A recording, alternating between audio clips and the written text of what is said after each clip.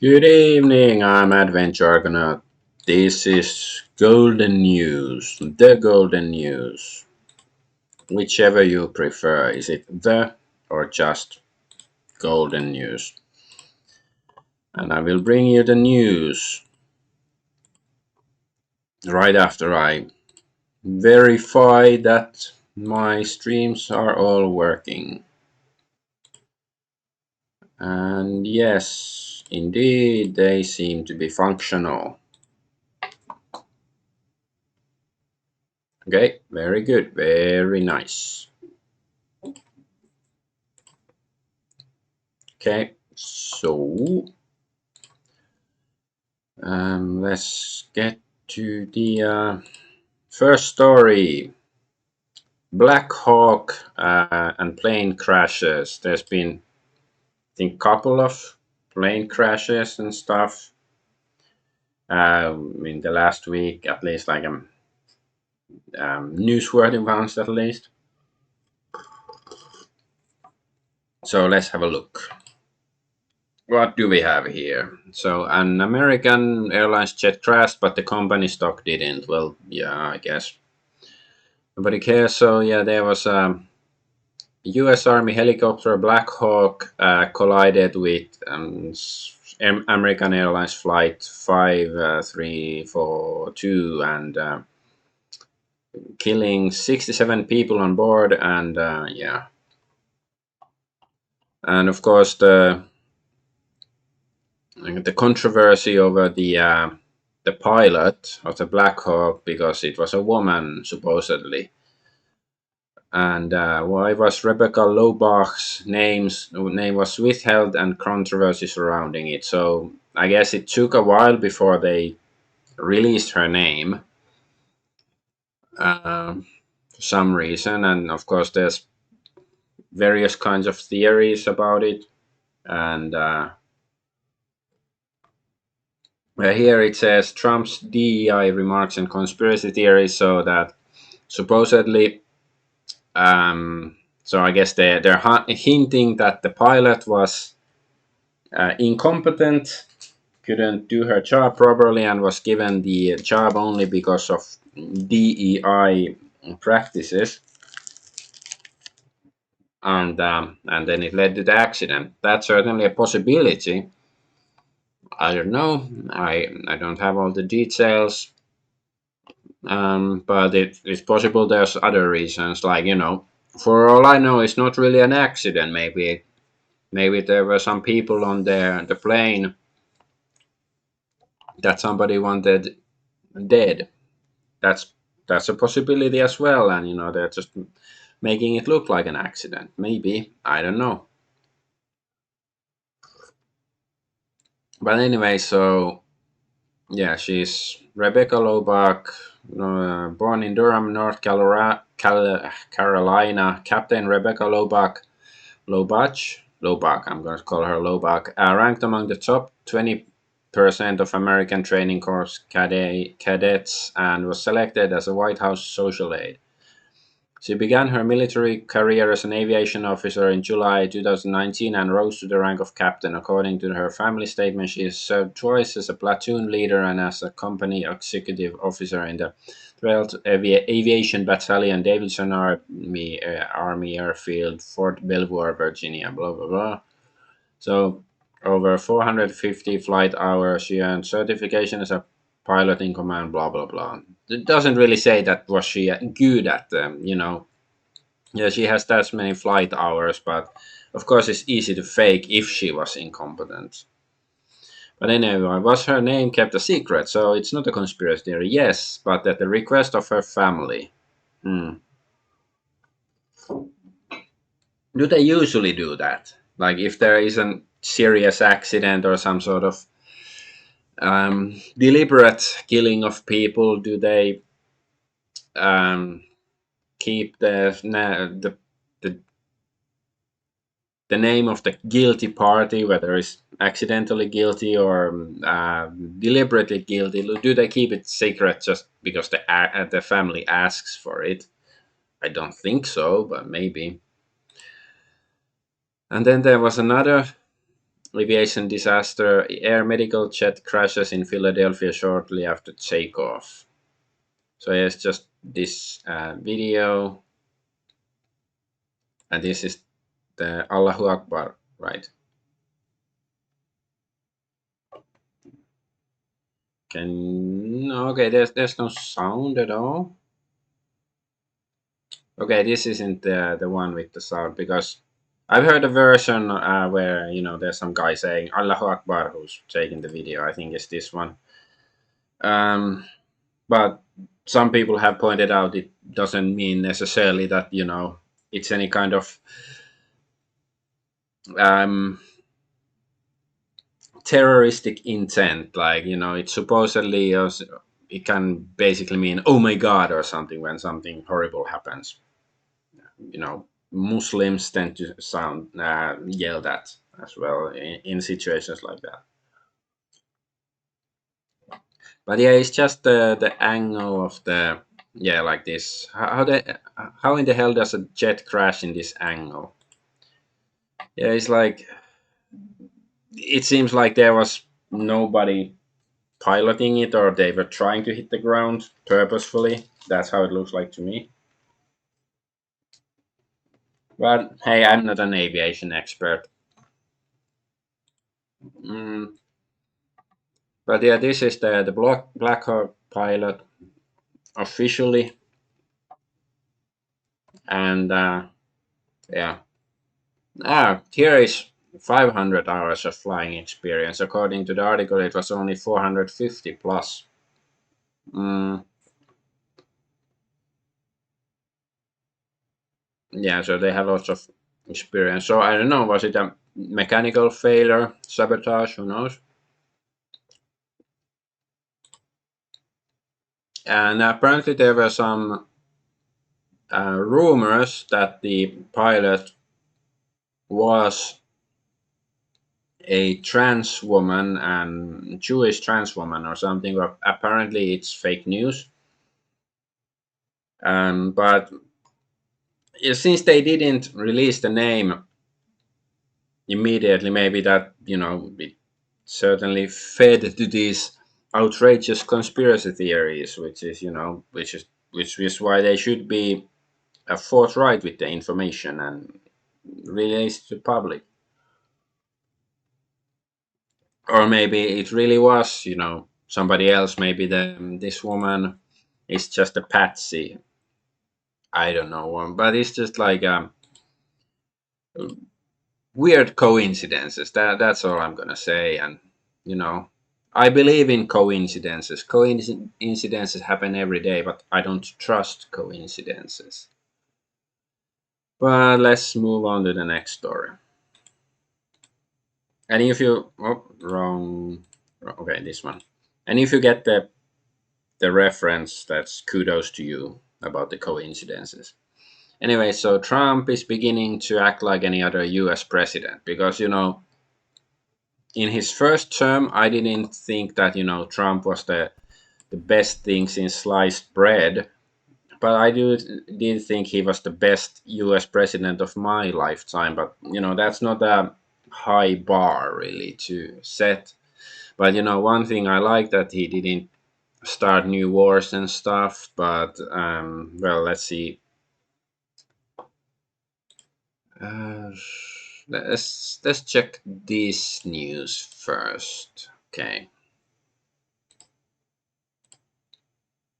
So this morning I ordered. So this is a couple of days ago. This morning I ordered precision military airstrikes on the senior ISIS attack planner and other terrorists he recruited and led in Somalia. These killers, who we found hiding in caves, threatened in the United States and our allies. Translation: Israel. The strikes destroyed the caves they lived in.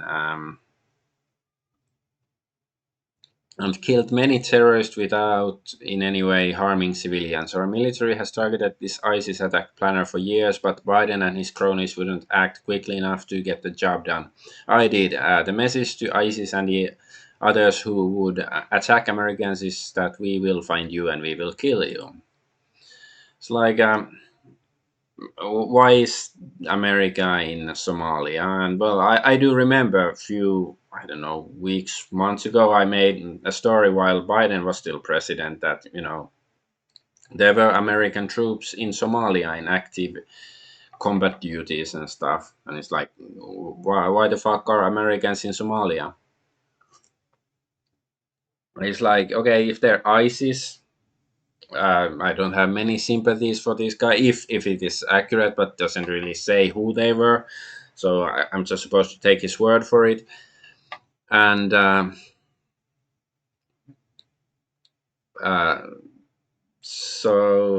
but it's like, is it really the job of the American military? Like, if somebody, let's say there's a guy in Cambodia who is mean to his grandmother. Like, yeah, that's bad, but is it, the duty of the American military to go in and shoot the guy? Like, I don't think so, but the American military seems to think so, and of course, it's very selective which bad guys they get rid of and which they allow to, persist.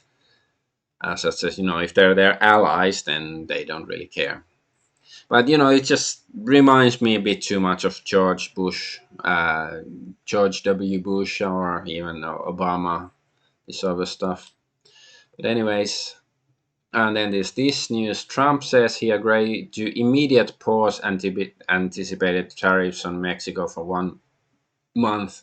So he was supposed to have huge tariffs. Was it 50% for Mexico? And apparently now he's not gonna do it, or he's gonna pause it.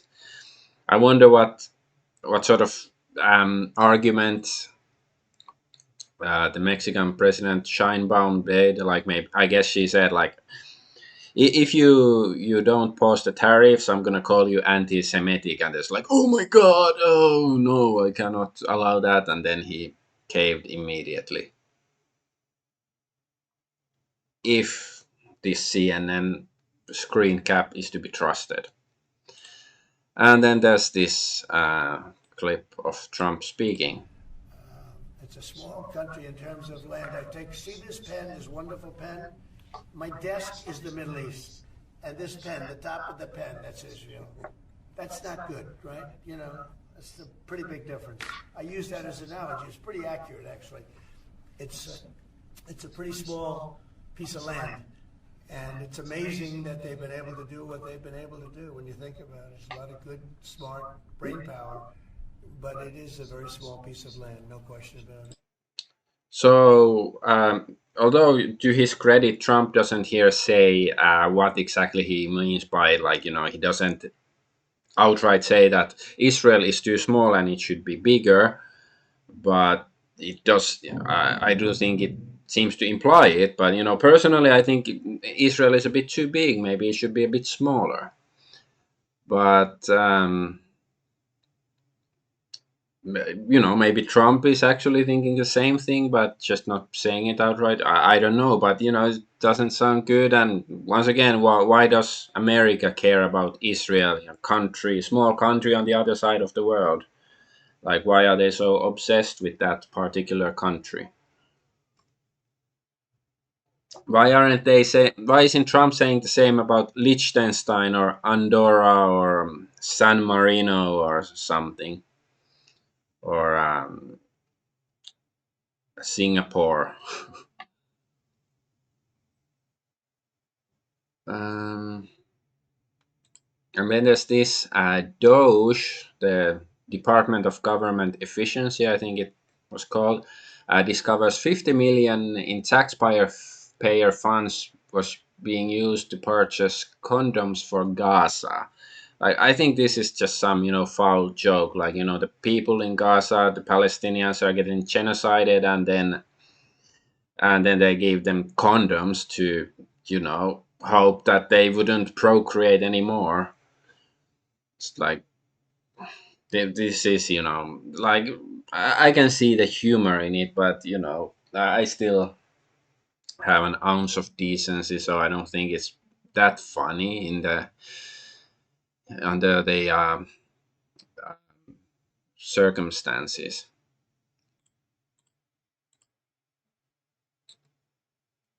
But yeah, I still have few. These are like. Oh yeah, yeah. No, no. There was another story. Yeah, it's another headline, but it's sort of related. So Trump signs the executive order to deport anti-Semites. Uh, Maybe I should show this first. Okay. So Trump set to sign order instructing federal agencies to combat anti-Semitism, which may include deporting anti-Jewish activists. Let's check the news article here. Yeah, it was. Click here to read New York Post. I feel dirty that I don't have this as archived. Trump orders review to identify, punish, and deport anti-Semites, including students on visas. President Trump signed an executive order Wednesday instructing federal agencies to identify all civil and criminal authorities available to combat anti-Semitism, including finding ways to deport anti-Jewish activists who violated laws.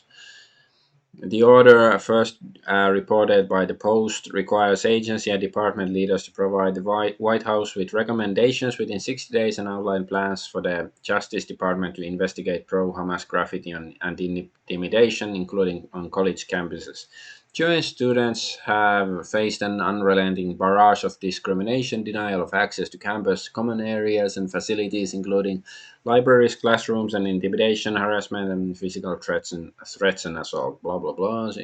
It shall be the policy of the United States to combat anti-Semitism vigorously, using all available and appropriate legal tools to prosecute, remove, and otherwise hold to account the perpetrators of unlawful anti-Semitic harassment and violence.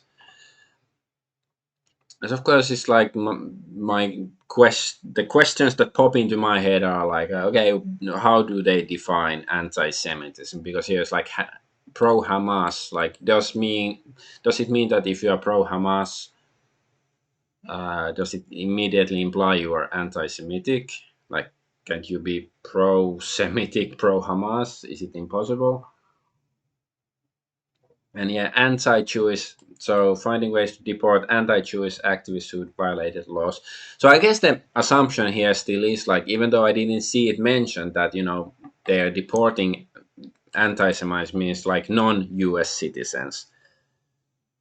Um, or like, does it mean that they're also gonna deport U.S. citizens who are deemed anti-Semitic? Is that it? But anyways, and so yeah, deport anti-Jewish activists who violated laws. So okay, if there are anti-white activists, anti-Buddhist activists, anti-Muslim activists who violated laws, they won't be deported, at least not so easily. Is that it?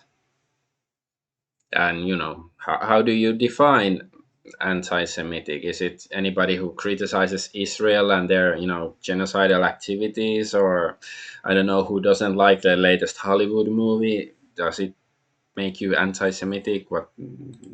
Please define your terms, especially like if it's a law. You know, it's not like wokeness. If they made an official policy to ban everything woke, then it's like, yeah, I would like to see what is defined as woke in that sense. But yeah, I'm just wondering, like, why does this group have special treatments like Jewish? Like, what makes them different? Like, seriously, not even trying to be snarky or anything. Like, are they better than us or worse than us? That, I guess that's the implication here, right? That they somehow make people despise them so much that people, you know, like, let's say there was a race of sentient skunks and they just smelled really bad. They weren't, otherwise worse than other people, but they were just smelled really bad, and that's why people didn't like them. And then you have to make laws so people wouldn't attack these skunk people or something. Like, is that it, or what's going on? It's like, why this special treatment for Jews? Why not blacks, whites, gays, Buddhists, Amish, Pacific Islanders, Koreans, Bulgarians, Zoroastrians, or Esperanto speakers? Why don't they have these special privileges, but Jewish people do? I think it's strange, really strange. And this guy, Ian Malcolm 84, says at the founding of the USA, Jews were prohibited from holding office. Now, Jews pushed for legislation to deport those who critiqued them, and did behavior 2 cause 1. So yeah, you know, was it? I guess he's implying, is it Jewish behavior that made this law that Jews were prohibited from holding office? And I had to check, like I'd heard about it, but the Jew bill was more formally an act to extend the set of people professing the Jewish religion the same rights and privileges enjoyed by Christians, was passed in 1826 by the Maryland General Assembly to allow Jews to hold public office in the state. So before that, in the United States, they were not allowed to hold office. It's interesting. Like, nowadays, of course, you can say like, oh my God, how is this discrimination allowed? But you know, all sorts of discrimination has always been a thing. We'd had, a period of different kind of discrimination against, white Christians, for example, and it's still going on to a certain degree in the West, but now it's sort of healing. But there's always going to be some sort of discrimination, and sometimes there's good reasons for it, sometimes there isn't. And of course, often it's some sort of political struggle. But yeah, it is interesting that there had be laws for and against this small group of people throughout history and current day as well. But let's go to the next story. So, is Matt Walsh turning based? Somewhat tangentially related to the previous story. So, Matt Walsh said, countries that cannot function without US foreign aid should simply not exist. You have no right to exist as a nation if your existence depends on forced donations from the citizens of another country. Take away all foreign aid permanently and let the chips fall where they may. Then this guy, Alex Barnicoat, asks, do you support ending aid to Israel as well? Then Matt. And Matt Walsh says, yes, I said all, didn't I? So, based. Because usually it's implied, like, Trump stopped all foreign aid except to Israel and, was it Egypt, Jordan? But it was, obvious that he wouldn't stop foreign aid to Israel, because for some reason it's the US best ally, but I'm yet to hear the reason how and why is Israel US best ally. But yeah, it's I don't know. Sometimes in the past, Matt Walsh has said things I agree with, and sometimes he has said stuff I disagree with, like, him attacking anime and video games in a very, I don't know, boomery way. Like, you can criticize them, of course, anime and video games, but, don't be a boomer about it, or, no, people will just mock you for it. But, anyways, I'm just thinking, like, whether Matt Walsh then, well, he is supporting this idea. Israel delenda est. Israel should be destroyed. Israel must be destroyed because I think it's a cancer upon the earth, and an impediment to any kind of world peace, or at least world stability, in my opinion. And let's move on to the next story. So, U.S. fight against piracy is gonna be harmful to anime or something like that. So let's have a look of this. I have the article here already. Okay, new bill to effectively kill anime and other piracy in the U.S. gets backing to buy Netflix, Disney, and Sony. The Motion Pictures Association, comprising Netflix, Disney, Amazon, Sony, and more, has backed a new bill bolstering efforts to ban access to anime, live action, novel, music, and other forms of piracy sites in the US and potentially beyond. Via torrent freak on January 29, 2025, US Congresswoman Zoe Lofgren tabled HR 791, the Foreign Anti-Digital Piracy (FADPA). If enacted, copyright holders and exclusive licensees, collectively referred to as petitioners, will be able to petition a U.S. district court to issue a preliminary order to certain U.S. service providers, i.e., Google, Cloudflare, and broadband providers, an initial step to forcing them to block customer access to foreign piracy platforms, websites, apps.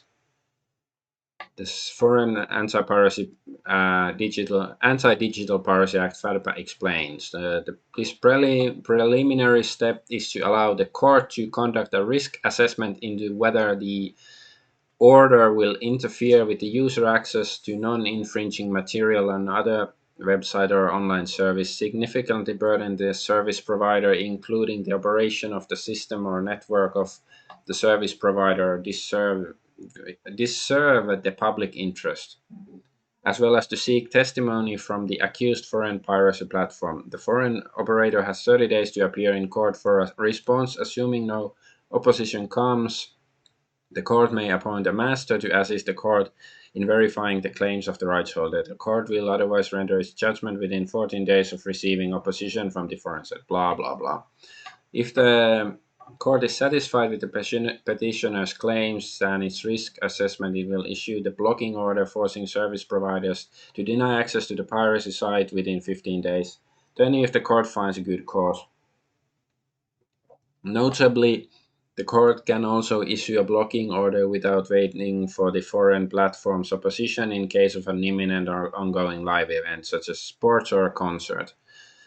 If the court has issued a blocking order for a live event, the service provider must comply within 7 days. For non-live events, after the blocking order is granted, the petitioner can move to any point to have it extended for another 12 months if the foreign website has not ceased its infringement. So, and also likely affect Comcast, AT&T, Google, Cloudflare. Yeah, Cloudflare certainly um, affects the entire internet more or less. So yeah, that's a big thing. But partially, I want to see this happen to a certain degree, and I'm gonna explain why. Because it might actually save anime, because anime is becoming more mainstream and more, black rocky investors are putting their filthy money into it to try to, you know distort what anime is, to corrupt it in their evil and disgusting disfigured image. But hey, if this happens and anime starts to die or something, then it's at least it's not corrupted. Like, better to be dead than to be undead, as it were. Yeah, but it's, I don't know. It sounds just like declaration of war by, big corporations, big multinational corporations. And I'm really like thinking of, if I was a smarter man, I'd come up with some, attack plan against big multinational corporations, just out of principle. Like, I want to see them destroyed, to disappear. Like, I don't know how to do it, but I'd really like to see it happen, because I'm getting sick and tired of them, fucking with people and their, whether it's their livelihood or just their um, access to information. Because that's all that anime's piracy is, games, they are information. And I've talked about this before, but it's like, about 20 years ago when the golden age of piracy was on the internet, when, Pirate Bay and all that stuff was a thing, and many pirate parties were being started in Europe, in many European countries, like in the parliaments and stuff. I was like, I was just thinking, like, yeah, it's ridiculous to limit people's ability to copy information freely simply because of monetary concerns. Like, certainly, like, the people who make the anime or something, who write the story and who draw the animations and all that, they should be compensated for their work. But on the other hand, like, if you can copy a movie an infinite amount of times without paying anything for it, then you shouldn't limit it. Like, you should come up with better ways of paying the artists. And I think one way is to cut out the middleman, like, with the AI and stuff. Like, I wish we could eliminate many multinational corporations, and just have the artists themselves, with the help of AI, make it be, generate stories and games and stuff without this interference. I don't know exactly how it would work, but it's an idea that I hope somebody who's smarter can sort of develop it further. And Kanye West's wife's exquisite new attire. So was his wife's name Bianca or something? So yeah, there she is, supposedly naked, on some red carpet. At the Grammys. Okay, that's where it is. And some people say this has to be some sort of humiliation ritual so he can redeem himself after the Nazi stuff. Talking about Kanye West, so it's supposedly a humiliation ritual for him. And there's also this guy saying, what we're witnessing from Kanye is a humiliation ritual. He chose to bend the knee to Satan and retain money and fame.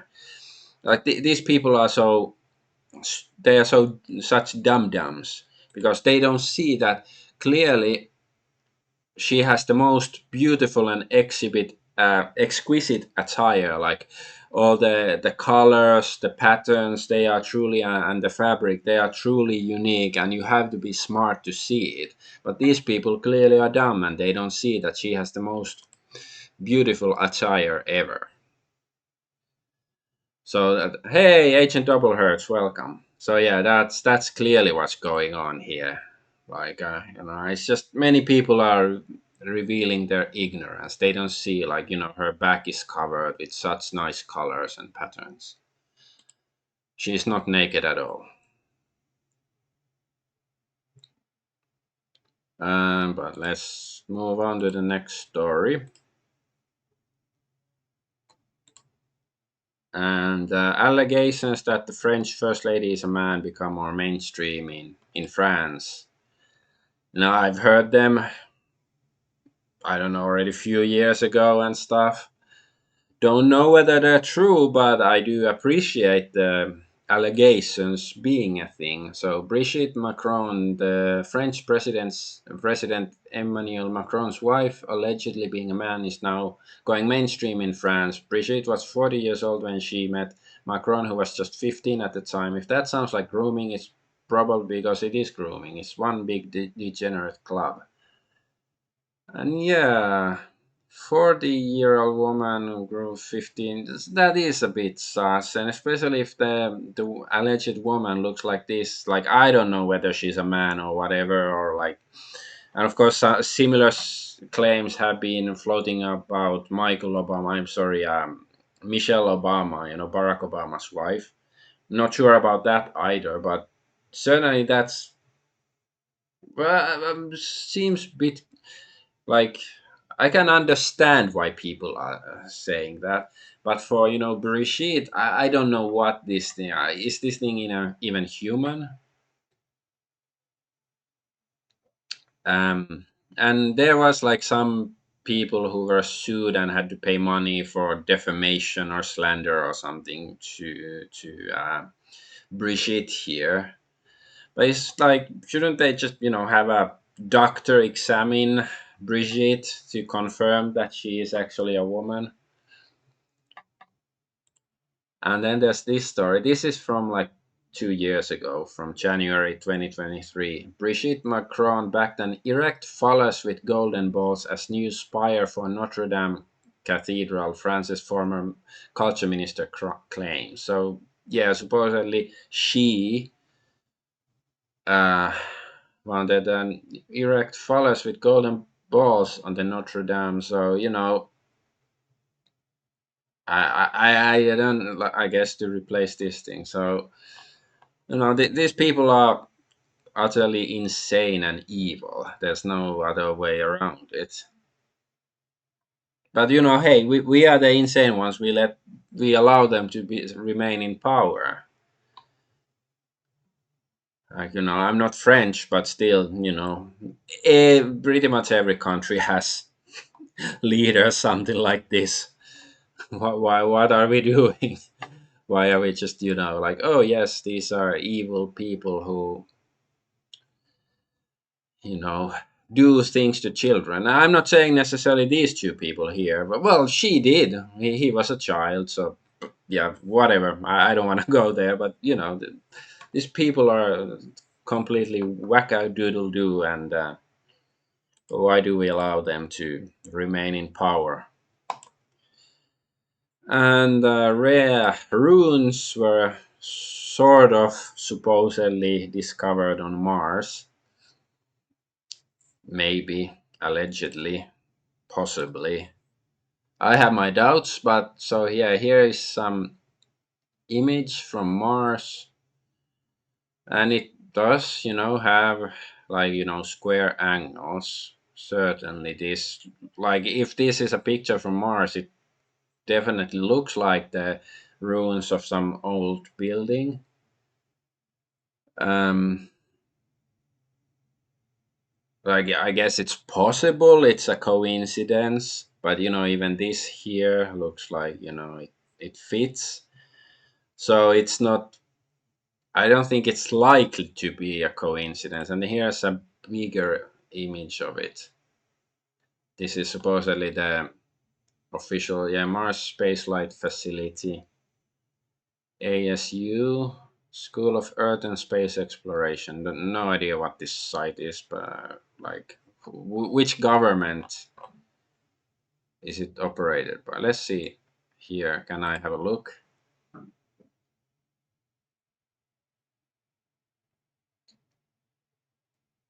Uh, Is this like something to do with NASA or European Space I don't know. Whatever. But yeah, here is like the bigger image. So it's like this whole long strip, and it's up here. But my 2 cents is that the simpler explanation is that it's just fake and gay. That it's desert from Arizona or something. For some reason, I associate this with Arizona. I think somebody said somewhere that it's some facility in Arizona or something. Ah, yeah, yeah. The original image can be viewed through Arizona State University's Mars Image Explorer. So yeah, it's a image originates from the Mars Global Surveyor's Mars Orbiter camera. So I don't really trust any of the space agencies. It's like, why wouldn't you? Well, why would I? Why would I trust any of them? Hey, the creator. Hi, welcome to the stream. Just noticed your message. It's been a few minutes, but yeah, I don't really trust any space agent. Why should I trust them? Why should I trust any governmental agency? Like, give me a reason.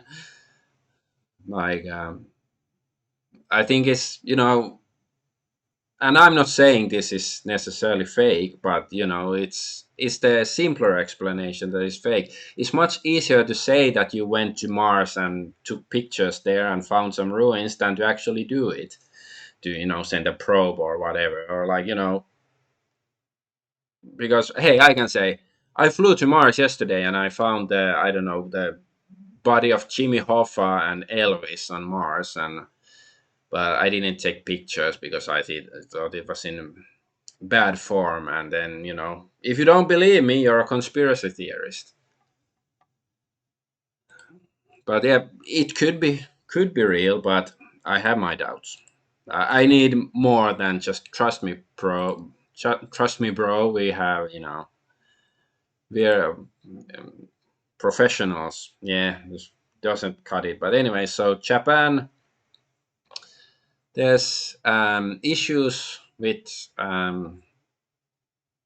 foreign credit cards and stuff in Japan and stuff. Well, let's just get into it. So, foreign cards and PayPal will no longer be accepted by Japanese eShop and My Nintendo Store. Reason given was fraudulent use. This comes only a day after news of Japanese banks are now preventing adult games on Steam from being profitable. So yeah, let's have a look at some of this stuff. Japanese developers on Steam can't receive revenue from adult games due to Japanese banks blocking transfers. And I think I have the article, yes, here. It has been revealed this week that Japanese developers who are distributing adult oriented games via Steam are facing issues when trying to receive their profits. It seems that Japanese banks are suddenly blocking such money transfers. Politician Taro Yamada, a member of the Diet's upper house, brought attention to the issue on his official X account and YouTube broadcast in Japanese. As reported by Yamada, there have been numerous cases in which Japanese developers of adult oriented games have been unable to transfer their profits from overseas from, from Steam's bank in the US to a Japanese bank account. Both Japan's Financial Services FSA, which is responsible for banks, and the Ministry of Economy, Trade and Industry METI, which oversees games, have confirmed that this issue exists.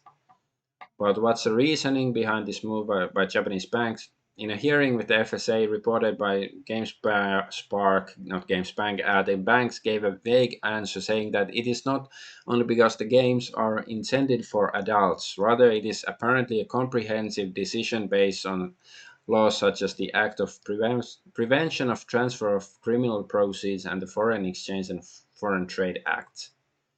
However, Yamada argues that if these are legal, disclosed transactions, then they should be granted. He is currently working with the FSA and METI to try to find a solution to this issue. So yeah, it's freedom of expression, digital policy, blah blah blah. So yeah, but this isn't the first time that something like this has happened in Japan. Like, they seem to be targeting lewd stuff in Japan, and somebody pointed out somewhere on Twitter that Korean or Chinese lewd games don't have this issue, but only Japanese ones have. Whoops, going a bit too far. And yes, this is same news. Japanese politician Yamada Taro intends to investigate payment processors who have begun withholding money from adult game developers on Steam. So it's just that you can argue that porn should be banned and stuff, and I sympathize with the idea. It's not as simple as ban or don't ban. It's like, okay, how would you get around to do it? Like, who would you punish if they are caught with porn and so forth? But like, but for me, the main issue should be that it has to be consistent, and it certainly shouldn't be the purview of the banks or the payment processors, because earlier there was some stuff with Visa and stuff that they didn't want to allow um, Japanese lewd materials to be proliferated. Is that the right word? Whatever. So it's not there. It should be the government, and of course, the governments quite often don't make the quite right decisions either. But at least that's how it's supposed to work. Like, if you're gonna, but this is just sounds very arbitrary. Because like if you wanna go the route that banning lewd stuff is good, then fine. Let's do it by the book. Let's be open about it. Don't be clandestine and sneaky, and explain why you are doing it, and be consistent across the board, and don't just ban, if somebody makes cartoon hentai stuff, then you should ban also real porn. I think, actual porn with real live humans doing that stuff, I think that's worse, because I would argue that, the actors are being exploited, and, it's demeaning towards them and so on. But if you draw a picture of a character doing naughty stuff, that's victimless crime. Of course, you can try to argue that the consumer of porn is a victim, perhaps not, but that's another issue. That's a more complicated issue in my opinion. But yeah, this is just, I don't know, weird. And just like the corporations, these banks, why do the banks and payment processors, why are they allowed to do this? Like, I think, heads should roll, figuratively, of course, but head should roll over bullshit like this, because this is, way out of line. That they shouldn't have the right to do this. Well, let's move on. So, bold victory. This is more like a kind of a response video, because this is about heel versus babyface. He just made a video earlier today. And first have to play this history if people don't know who he is. So, you've probably seen this clip. Sorry, did you want to get immersed in our world? Yeah, well, guess what? Fucking pronouns! Fucking gender ambiguity! Fucking current day Californian shit! Because that's all we fucking know! Because we're boring! We're so fucking boring! Yeah, so so that's heel versus babyface, or as.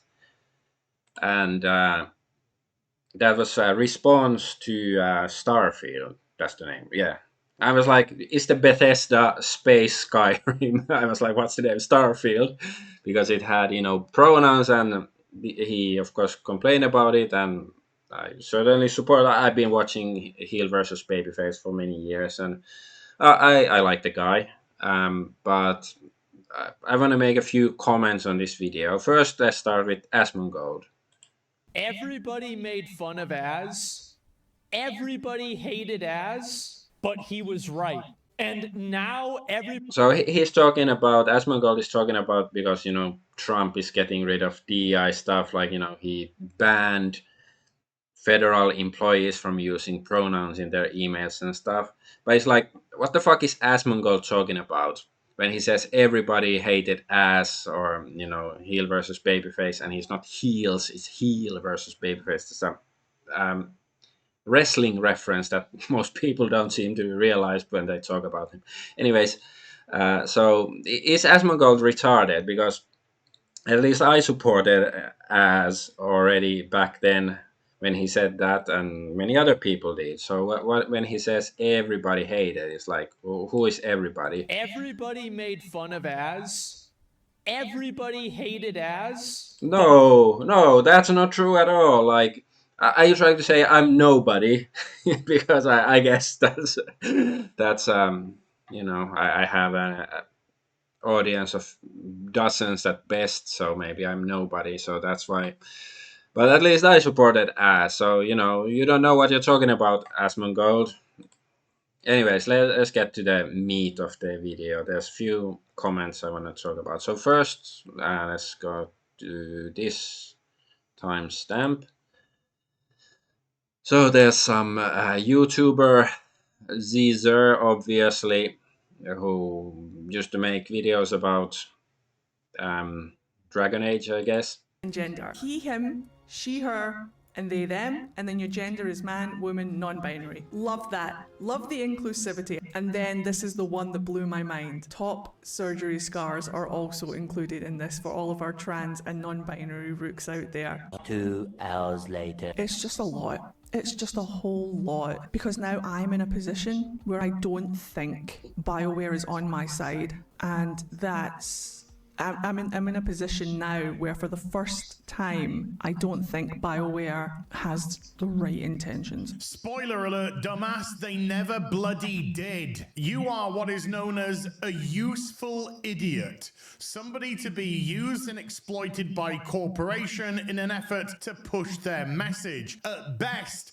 if you thought that they truly believed in the ideology which you espouse to, then you're just exceedingly ignorant. Yeah, I think he makes a really good point. She is a useful idiot, definitely. It's the definition of it. But I just want to get to the history of wokeness and this brand of useful idiots, because it's like the argument I've heard many times, or at least few times, and I've yet to see it refuted, it that it popped its ugly head after 2011 and Occupy Wall Street, when the 1% was identified as the enemy by people regardless of their political allegiance, whether you're left, right, center, whatever. People were sort of coming together and to identify the problem in society. But after that, in a few years, all this woke nonsense, like, of course, there were signs in academia for decades and decades, and in media of this, proto woke stuff. But when it really, got out of hand was after 2011 and Occupy Wall Street. And I think it's a very good, convincing argument that it was pushed so heavily because of Occupy Wall Street, because it made the ruling elite somewhat concerned that, oh no, they're onto us and they know what's going on. So then they pushed their next psyop to divide and conquer the people, and it worked quite well. Like the left and right have been, in the Western world, have been really at odds, very polarized, more than ever, basically, at least in modern times. So it was very effective. So that's why we should, talk about it and hopefully understand, see the bigger picture. But it really dragged people away from, seeing what was more relevant. And because it's like it's absurd, because back in the day, before this particular psyop, the left particularly was very skeptical of multinational corporations. But after wokeness became a thing, they started calling you a Nazi if you didn't support the product of a big multinational corporation. And this is like insane, basically. For somebody who was around in the 90s and stuff, when things weren't completely batshit insane. But let's move on to the next part in the video that I want to discuss.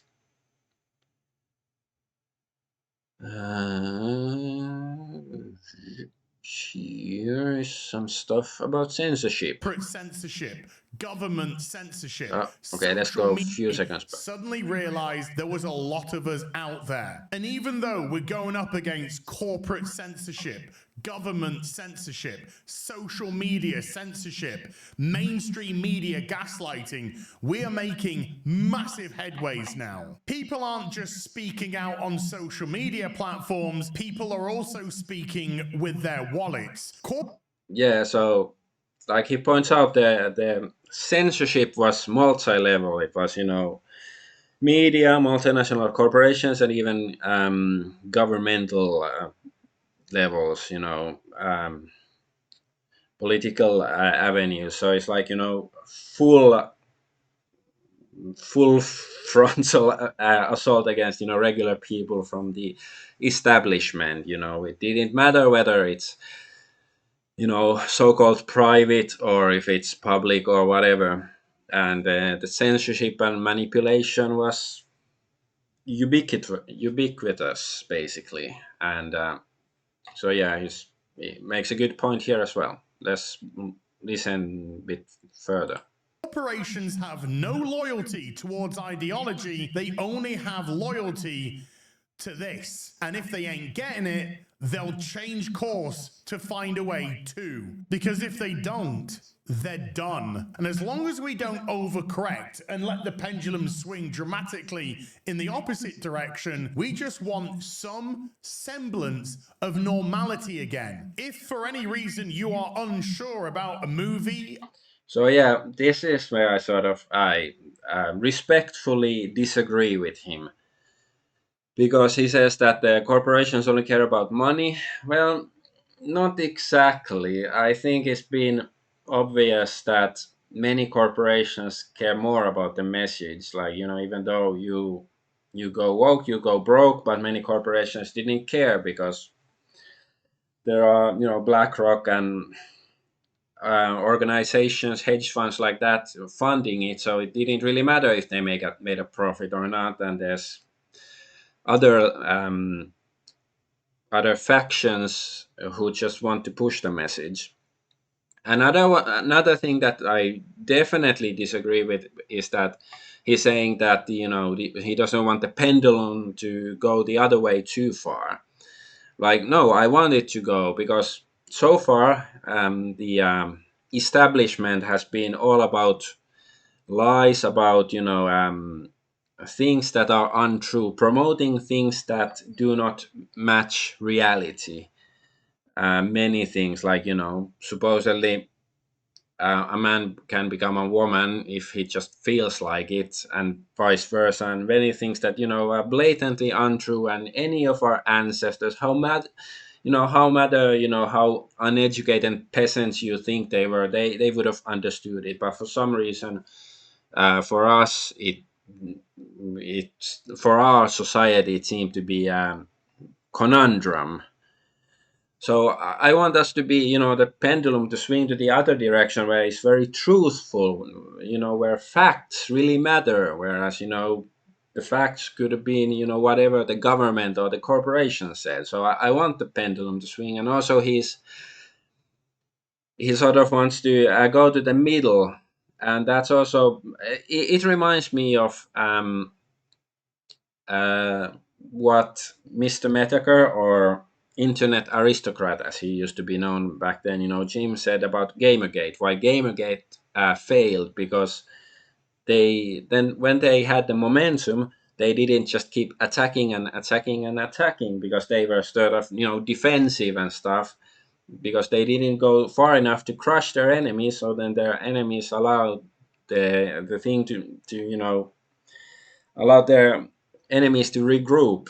And yeah, basically Gamergate was a failure. And now, even though now wokeness seems to be disappearing, but the forces behind wokeness haven't. They're not disappearing yet. At least I haven't seen much evidence of it. And they will just regroup and come up with another line of attack, unless something is done about it. So that's why we shouldn't play the centrist here. Instead, we should make sure that the enemy is crushed, so that they can never mount another attack like this on sanity and decency and all that stuff. These people are pushing for castration of children, and all sorts of wacky, insane stuff. And also another thing that as said, that the corporations, they only care about money, or imply that they only care about money. And that we should, I think he sort of implied we should tolerate it, that just accept that the corporations make good entertainment, and don't expect anything more. But I'm not really satisfied by that either. Like, because should we just suffer these fifth columns in our societies? Because if he admits that the nature of these multinational corporations is that they have no backbone, that they will basically, sell their services to the highest bidder, should we just wait 5 years until the next big thing comes up and then the corporations backstab us again?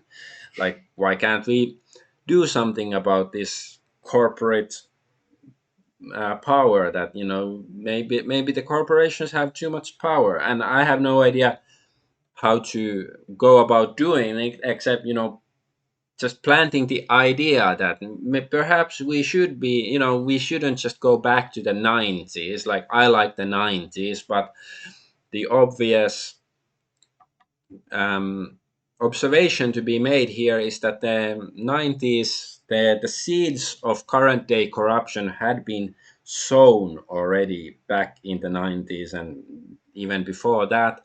So if we go back to the 90s, then in a couple of decades we'll be back in the same mess we are now, or at least trying to leave the mess now. um, so yeah, so how about, we don't turn, centrist and, bid, like, have a truce with the devil for, 5 years of peace until the devil comes back fully revitalized, and then we have to fight for our lives again. How about we just eliminate the devil so he doesn't come back? How about we do that? That's my, solution to this problem.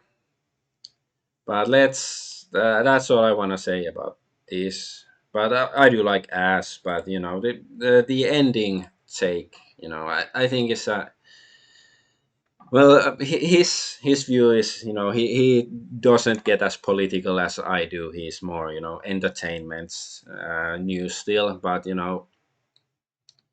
if we do as he suggests, we are just gonna end up in the same mess in a few years, or at least, basically same as.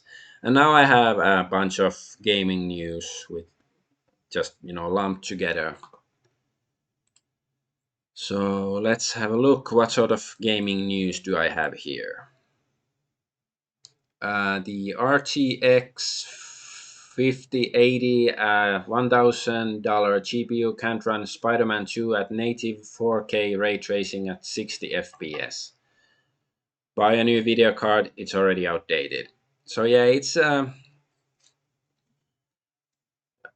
like, what's the point of this, obsession with the games industry, that they have to have, so-called best technical graphics and stuff, especially if they don't work properly, like,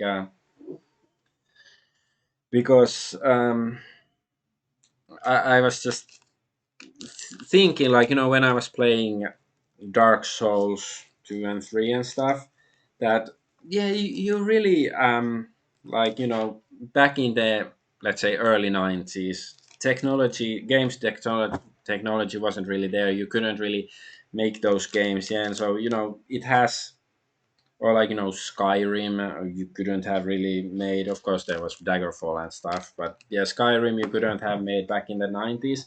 So that was a, good leap. It, gave more options for games developers. But, in the past 10 years, I don't think there has been any real development in the games industry in technical sense. It's like, why are they obsessed with, making the graphics slightly better each year? So yeah, like, instead they should, try to make the games innovate in other ways, like, actual innovation, instead of slightly better graphics that are badly optimized. Like, this is just, madness. And, many games, like, you see they, um like, the bigger games are more than 100 gigabytes, or something, like, take so much space on your hard drive. Like, does it really have to? There was this Elder Scrolls 6 announcement is now older than Skyrim was when this got announced. So yeah, so Elder Scrolls 6 was announced in when was it? June 11th, 2018. So that's like wait, 6.5 years ago. And that's crazy. And like, how much have they actually made of the game? And Skyrim, the previous proper Elder Scrolls title, was released 14 years ago. 11, 11, 11, or 13 and a half, or whatever. It's like this baffles my mind, because like back in my day, these corporations could at least shovel mediocre shit every few years to make money. But like, I know they've made like 1,000 different versions of Skyrim. um, but like, you'd think that these corporations, they just they should make publish as Skyrim, or I mean Elder Scrolls 6. And even though it'd be mediocre and to make some money, but apparently not. Like, is it so difficult? Don't they have any people who have even the ounce of the skill of the people who made Morrowind or Oblivion or Skyrim, or what? Like, why is it so difficult? I don't really understand. Like, what level of incompetence is it? Or is it truly that they really want the game to be even more successful and better than Skyrim, and that's why they cannot release it until it's perfect? I really doubt it. I can't believe that's the real reason. But it's just like, yeah, why are they so incompetent? Like, why? Of course, partially it's DEI and stuff, but anyways. And one here it says one of the main writers of Disco Elysium is now broke, and he has some GoFundMe to help him survive the winter. Well, he's almost gotten 100,000 pounds. That's pretty good. So he shouldn't be destitute, he or she. I don't know. I think I reported it that the team that made Disco Elysium, it was split into like 3 or 4 different groups. I guess they're leftists, who some of whom at least aren't mentally the most stable people, and then they um, I guess got into some sort of arguments and started many different companies and don't want to talk to each other. So I guess we won't be having Disco Elysium 2. And I like the game. It wasn't the best game ever or anything, but I thought it was good. Wouldn't mind a sequel if it was the same level of quality as the first one. But yeah, I'm not like, saying blah ha ha for this. And especially he's not broke anymore if he gets that much money. I wish I could get a GoFundMe and to make that much money. So yeah, is but I guess it just partially explains why the games industry is so shit, that some of the people are just you can't work with them, I guess. And then speaking of the people you can't work with, the Ghost of Yote. So the writer, the Ghost of Tsushima sequel is being written by the same people that wrote Mass Effect Andromeda, Anthem, and Dragon Age Veilguard. It's over. Yeah, already, I did report on this, that the Ghost of Yote, the Ghost of Tsushima sequel, is gonna have a female protagonist, and the voice actor is some leftist and all stuff like that, and it seemed very woke. And if this is true, it pretty much confirms it is. So it's like, doesn't shock me. It's just, except in the stupidity. Like, come on, especially if they see what happened to Veilguard, they should really be firing the writer out of a cannon into the sun. Like, if the developers have any sense in their heads. Maybe they don't. Maybe they're as insane as the writers.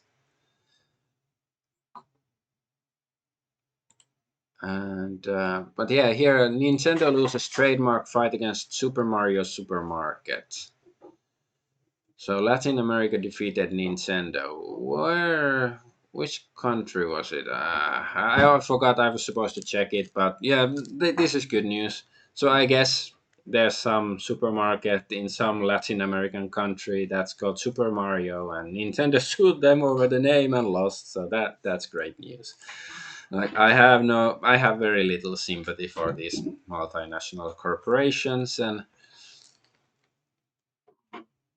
especially they're not using the Nintendo logo or anything. It's just called Super Mario. Why couldn't it be called Super Mario? It reminds me of, back when uh, Mojang, whatever, the guy, who made the company that made Minecraft, they started making their own card game, Scrolls, I think it was called, and then Bethesda wanted to sue them because it reminded them of Elder Scrolls. And I'm not sure like if they changed the name of the game or not. But it's also very insane and I mean not government, is corporate overreach. Like I don't know, let's say like I made a movie called um, Disco Fever 2000 or something, and then the company that made Disco Elysium sued me because I used the word disco. Like, that's just fucking insane. But yeah, and then more corporate overreach. Like, it's fashionable among right wingers to complain about government overreach, but how about corporate overreach? So, Sony DMCA's Bloodborne patch that runs the game at 60 FPS. So, I guess that implies that the vanilla version of the game does not run at 60 fps. So this guy Lance McDonald made the patch in February 21st 2021, so 4 years ago, and now they DMCA that no, you cannot improve our game. Like somebody did comment that maybe it means they're gonna make a remake or something, new version of the game, and if they bring it to PC, that would be good. But also, I'm afraid that they would make it worse somehow if they make a remake or a remaster, whatever. But this is still bullshit. Like somebody improves your game and then you're threatening them legally that no, you can't do that. It's like, come on, man. Like, how about we just end all the corporations? Like, sure, they will stop, people will stop making games for a while, but maybe what's gonna come rise from the ashes might be better. And then there's this Dungeons and Dragons Monster Manual 2025 removes orcs and edits lich or lich. I like to say lich, but most people say lich terminology to be politically correct toward Jews. So yeah, so I think they removed orcs because orcs are not monsters. Orcs are people too. And then the funny thing about this lich thing. I guess I say lich, otherwise people will be confused. So liches no longer have phylacteries because it might be offensive to Jews in the new DD in 2024 Monster Manual. They now have spirit jars. Also, sphinxes are no longer distinguished by gender, and orcs are in the book. Have a nice day. So yeah. So phylacteries, if you don't know, for liches, like okay, first let's have a look. What is a lich? Here is a lich. They're undead wizards, basically, like really powerful undead wizards, necromancers, something like that. And they have a phylactery, or now it's going to be spirit jar, where they store their heart or their soul or something, and they're immortal. They're immortal or something unless you destroy the phylactery, and I guess it was offensive to Jews. I didn't even know, but I checked, and okay, here it says tefillin. I know this. This is weird, sort of religious hat thingy for Jews. I know what is a tefillin. Well, whatever you call it. Is it a hat or a forehead thingy? So you can call these phylacteries as well. So yeah, I didn't know that. I knew what is a tefillin. I didn't know it's a. But yeah, so Jews are lichens apparently. That's what D&D taught me. I didn't know that before this. So I don't know. Are they being subtly based? I don't know. It's just a fucking joke. D&D nowadays. And then so BioWare writer says Dragon Age isn't dead because it belongs to fans now. I guess that's a new good euphemism to saying something is dead. It belongs to the fans now. And but hey, I'm gonna say this is good news for fans of Dragon Age. I'm not a fan of Dragon Age. I haven't played any Dragon Age game. I've considered playing the first one many times or a few times, but I haven't done so yet. But I think because I'm a fan of Star Trek, used to be a fan of Star Wars and stuff. So they're still undead. They're still making shitty products, Star Trek and Star Wars products. But like if they no longer make any more Dragon Age products, that's good for the fans because at least they're not corrupting, they're not ruining it, they're not doing unspeakable things to the corpse, whereas that's still happening to Star Trek and Star Wars. So in that sense this is good news if it truly is dead. And then Dragon Age Veilguard, it got 9 in IGN when it released, and now Kingdom Come Deliverance 2 also got 9 in IGN. Trust us, Chads. And isn't IGN the website that gives 7 to every game? So it doesn't speak well of Kingdom Come Deliverance 2 because there's the controversy. I've covered it in previous weeks about that the protagonist can be bisexual, even though in the first game he was straight, but now there's this seemingly woke elements in this supposedly historically accurate game, and also of course the developers have been very disrespectful towards fans. Like even if the game itself ends up being decent, the developers have been very disrespectful, which is why I certainly wouldn't want to support them financially. And if IGN praises it, that also is not good news. It's probably gonna be quite mediocre. And so yeah, Sims 2 came on Steam with Denuvo and an EA app. So it's a 20-year-old game, just was released on Steam for the first time, I guess. And yeah, incorporates third-party DRM, EA online activation, and EA app software installation and background use required. Denuvo anti-tamper. Yeah, it's like cost $40. Like, come on, man. It's an old game. You can easily pirate it if you want. It's for Windows 10 and 11, so it's updated, I guess, to work on newer. But yeah, it's like, come on. Like, I can't be the only one who's getting sick and tired of these corporations and their shenanigans. Like, I do think that people should really start discussing what we can do to rectify the situation, that they don't just keep doing harmful and insulting things to people and their IPs and stuff. And then there's a Chinese mobile otome game, Love and Deep Space, adds a built-in period tracker. Your love interest will react to your period. So otome means, maiden, basically, in Japanese. So yeah, the game has a functionality that you can add your period, um, menstruation cycle, and then the boyfriend in the game will comment on it.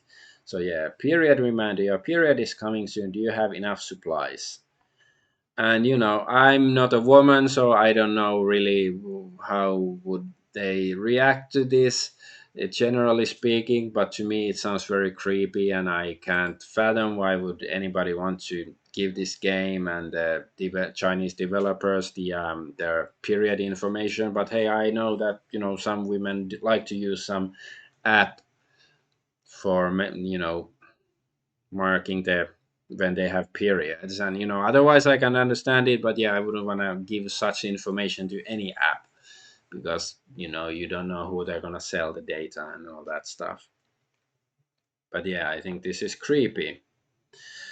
But hey, I'm certainly not the target audience, so yeah. But that's the last story of the week. Yeah, so I don't know. Let's scroll back to the beginning. And what was the first story? Ah, yeah, planes going down. Well, yeah, I only have speculation about that. So, but like, yeah, the Trump administration is starting to look less good than before, especially like this. Preferential treatment to a certain minority group, like is a big mystery always. Why does this group get preferential treatment, not other groups? And